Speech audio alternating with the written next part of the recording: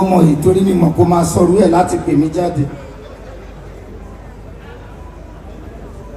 Everybody has been speaking in English language since, but today I want to go to our father's land.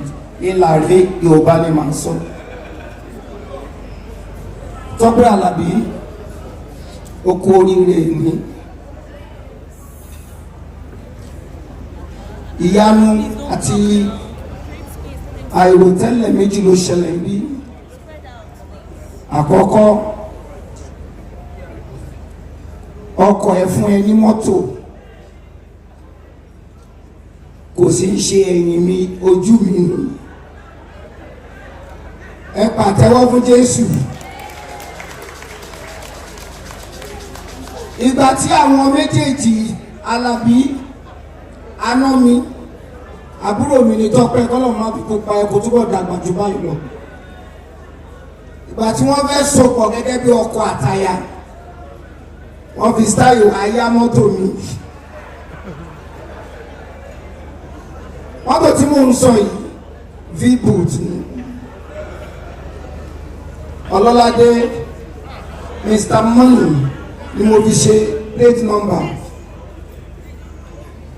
Ọ̀dọ́ ń gbà tó máa pẹ́, mo páàkì síbí kan ní Kẹjà, ọmọ kan ní akọ wọn ti pọ̀ jù, plate number wọn gan ju mọ́tò wọn lọ. Torí plate number ti ju V-boot lọ ní táìmù tí mò ń sọ yìí nígbà tí mo yí ó pẹ́.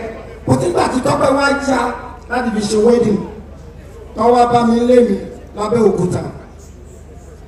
Mo ti sọ story yìí rí, wọ́n fẹ́ bú mi pa lórí social media. Wọ́n bú mi tí mo funfun. Ìgbà tí mo tọ́wọ́ bá mi mo ní òkè ìjọba lè fẹ́ ṣe wedding, àwọn méjèèjì sọ pé jọba yìí wọ́n ní kò sí wàhálà, màá yá yín. wọ́n lè ń fọkàn sọ pé mi ní yá wọn. Títorí pé àbúrọ̀bà ṣẹ̀ṣẹ̀ gba mọ́tò náà lọ́wọ́ mi ní níjọ́ kẹrin tó gba mọ́tò yẹn làwọn wá yá. Wọ́n lọ ṣe ṣóò nìbàdàn, mo gbé fíìmù kan jáde, Òṣùwọ̀n, màmá oní kerosene, nǹkan kan bẹ́ẹ̀ bẹ́ẹ̀ ní sinimá yẹn dálé lórí. Wọ́n dẹ̀ gbà lọ́wọ́ mi ní Yemẹtu, wọ́n jí gbé, wọ́n gbà lọ. Ìjọ́ kejì a padà rí mọ́tò. Àwọn tó bá wá báwọn fẹ́ yá iṣẹ́ wedding, mo lé mi kọ́, ẹ wá gbé ní òde ìyá wọn. Ẹnìkan wá ní kí n sọ àwọn ìrírí mi kan, wá ní ìrírí kan tí mo fẹ́ sọ. Ọ̀rọ̀ àbúrò mi ní Tọ́pẹ́ Àlàbí, ó sọ pé òun fẹ́ yá V-boot fi ṣe wedding, mi ò lè yá torí báwọn iléeṣẹ́ ìgbà lọ́wọ́ mi ni. Èrò ọkàn mi ni pé tí n bá yá wọn á tún gbà.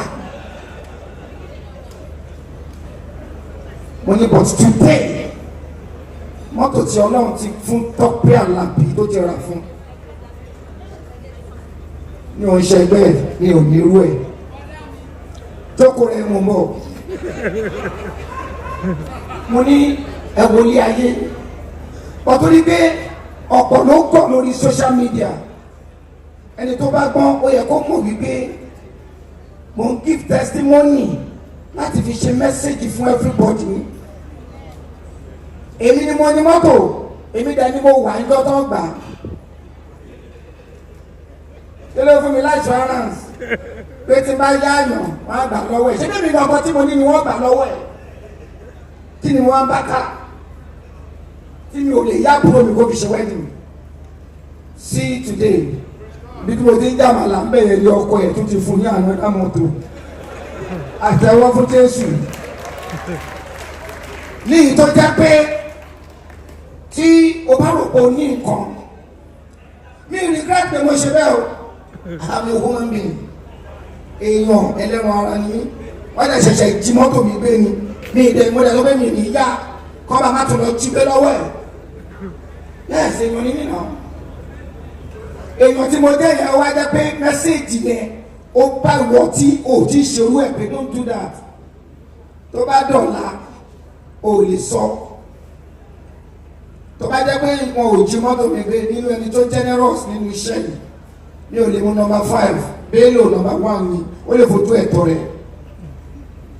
Jídé kò sọ̀kan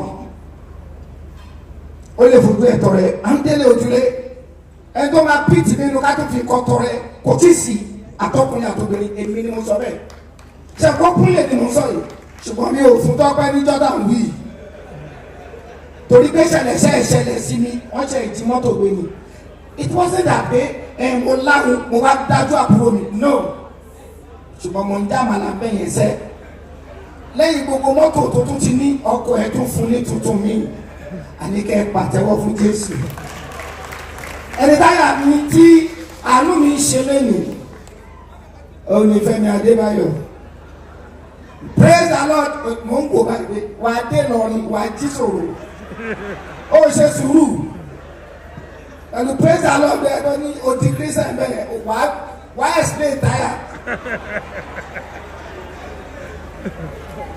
bọ́n mo jẹ́rìí àbúrò mi ó mọ̀ pé máa play game ẹ̀ gbogbo ọ̀nà ọmọ ìpè Muslim ni Abdulatif ló ń jẹ́ ògo ni ọmọ alámùbáríkà ni Fẹ́mi òní wálẹ̀ mo fi àsìkò yìí kí gbogbo èèyàn tó bá bá wọn celebrate tẹ̀búrò mi Tọ́pẹ́ Àlàbí bí mo ṣe wá sọ story yìí mo sọ lórí social media mo wá pe Tọ́pẹ́ pé ṣé o ti rí pé wọ́n ti bú mi pa onígbàdá mi ẹ̀yin rẹ̀ jẹ̀bi torí tèmi àtẹ̀bá tó ń sọ̀rọ̀ ẹ̀gbọ́n alájọ ń sọ ẹ̀yin rẹ̀ jẹ̀bi mo ní kí ló dé kíde káyé máa lísìn sí wọn ẹ̀mí àbúrò yín náà oníbọn bá bú mi kò lísìn wọn kò ń bá gbé abánilára ọkọ mi kò tẹ̀lé jẹ́ kí n rí rárá torí rẹ̀ ni mo ṣe mú fún ọ ẹ̀ sẹ́ndì àkáǹtì yín láì béèrè owó lọ́wọ́ ẹ̀ ó dẹ̀ sẹ́ndì owó tí n bá sọ iye tó sẹ́ndì kí n kú èmi kọ́ mi lè sọ fún yín ẹ lè gbọ́ yẹn. May God be with you. This is a bullet in your life. Thank you very much. Ladies and gentlemen, put your hands together for a living legend indeed. Let's celebrate. Amazing. Thank you so much. Wọ́n ní tí bá sọ yìí tó sẹ́yìn kí wọ́n bọ̀wọ̀ ní kùsà ẹ pẹ́ fún wa sà. Ráfẹ́mi, you are safe. Nothing dey happen. Ẹgbọ́n náà tó. I mean, praise the Lord. Yeah. Yes. Okay. So. Excellence. Yes, sir. And a man of impeccable character. Please put your hands together for him, ladies and gentlemen. Praise the Lord. Praise the Lord. Praise the living Jesus. Amen. The Lord is good all the time. As I enter, I become Christian straight. I'm so excited to be here. Auntie, happy birthday one more time. Thank you so much for loving me. I'm thinking of knocking on the 8th door. Okay, sir.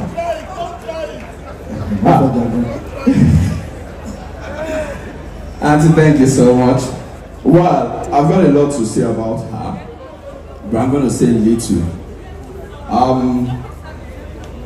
Auntie is extremely accommodating.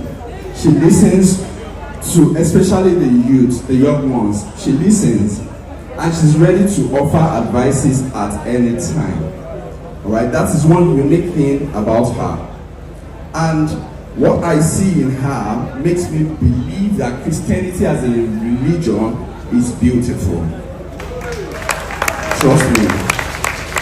And anytime she praises God, it gets to me. I was telling Viola there that I'm actually waiting for Auntie to praise God as usual. You know, it gets to me. And I would say that when I heard about this event, I made up my mind, wherever I am, I'm going to be here today to say thank you to you. I don't even know that I'll be given this privilege to speak, but I want to say thank you, Auntie. Thank you for the love you've got for every one of us. But trust me, the special thanks goes to Uncle. The special thanks goes to him because